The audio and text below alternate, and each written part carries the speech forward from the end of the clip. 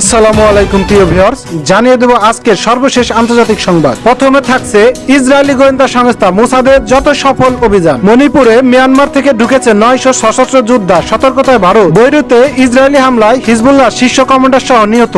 এখন বিস্তারিত। খালেদ মেশাল, ইয়াহিয়া আয়াশ এবং এক মুখোশধারী ইসরায়েলি নিরাপত্তা বাহিনীর সদস্য ইরান সমর্থিত লেবাননের শক্তিশালী সশস্ত্র গোষ্ঠী হিজবুল্লাহর ব্যবহৃত পেজার ও ওয়াকিটকিতে সম্প্রতি বিস্ফোরণ ঘটেছে। এতে অন্তত 37 জন নিহত হয়েছে, আহত কয়েক হাজার।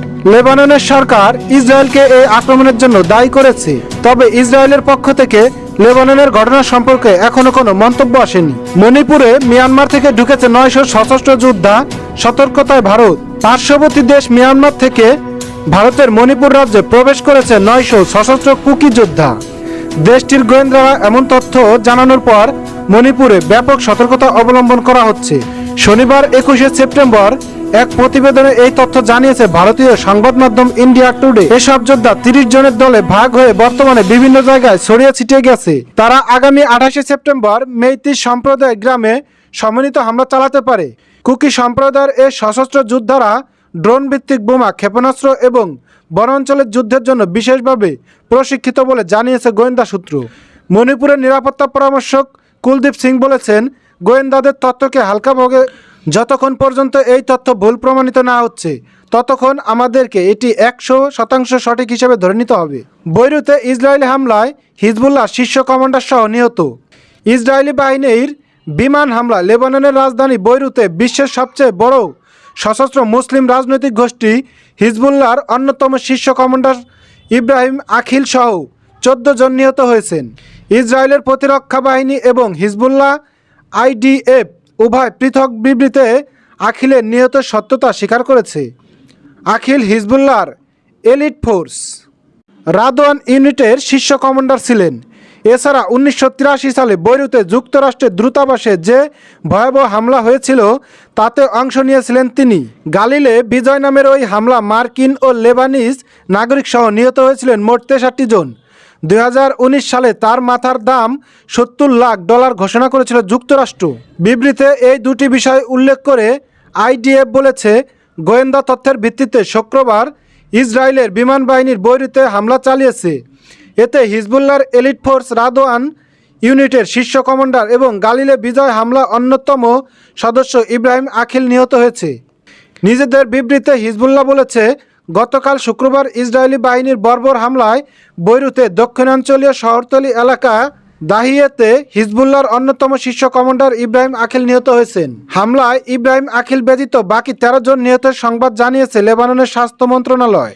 নিজেদের বিবৃতিতে মন্ত্রণালয়ের পক্ষ থেকে বলা হয়েছে, শুক্রবার রাতে দাহিয়াতে বিমান হামলায় ইব্রাহিম আখিল সহ মোট 14 জন নিহত হয়েছেন এবং আহত হয়েছেন অন্তত 66 জন। আহতদের মধ্যে 9 জনের অবস্থা আশঙ্কাজনক। হতাহতের সংখ্যা আরও বাড়তে পারে, কারণ ধ্বংসস্তূপের তলায় অনেকে চাপা পড়ে আছেন বলে আশঙ্কা করা হচ্ছে। মাত্র দুদিন আগে পেজার বিস্ফোরণে লেবাননের 37 জন নিহত হয়েছেন, আহত হয়েছেন 1000-এরও বেশি মানুষ। এই হামলার জন্য ইসরায়েলকে দায়ী করেছে লেবানন এবং হিজবুল্লাহ।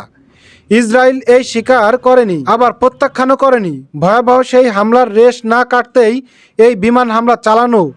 আইডিএফ লেবাননের টেলিভিশন চ্যানেলগুলোতে প্রদর্শিত ভিডিও ফুটেজে দেখা যাচ্ছে, শনিবার সকালে দাহিয়ে হামলা স্থলে উদ্ধারকর্মীদের সঙ্গে ধ্বংসস্তূপ সরাতে কাজ করছে স্থানীয় জনতাও। প্রত্যক্ষদর্শীরাও জানিয়েছে, শনিবার সকালে বেশ বৈরুর আকাশে উড়ছে আইডিএফের ড্রোন। 18 বছর আগে হিজবুল্লাহর বিরুদ্ধে সর্বাত্মক যুদ্ধ ঘোষণা করেছিল ইসরায়েল। কয়েক সংঘাতের পর পরিস্থিতি তিথিয়ে আসছিল অনেকটাই, কিন্তু 2023 সালে 7 অক্টোবর ইসরায়েলের ভূখণ্ডে হামাসের অতর্কিত হামলা ফের ইসরায়েল ও হিজবুল্লাহকে মুখোমুখি অবস্থানে নিয়ে আসে। হামাস যোদ্ধাদের হাতে আটক জিম্মিদের উদ্ধারে 7 অক্টোবর থেকে গাজা উপত্যকায় অভিযান শুরু করে ইসরায়েলি বাহিনী। অন্যদিকে হামাসের সঙ্গে সংহতি জানিয়ে ইসরায়েল লেবানন সীমান্ত থেকে ইসরায়েলের দক্ষিণাঞ্চল রকেট ক্ষেপণাস্ত্র ছোড়া শুরু করে ইসরায়েলও। দাহিয়ের স্থানীয় বাসিন্দা আলেইন ফেগালি রয়টার্সকে বলেন, আমরা ভয় পাচ্ছি না, তবে একটা কার্যকর সমাধান আমরাও চাই। এইভাবে একটা দেশ চলতে পারে না।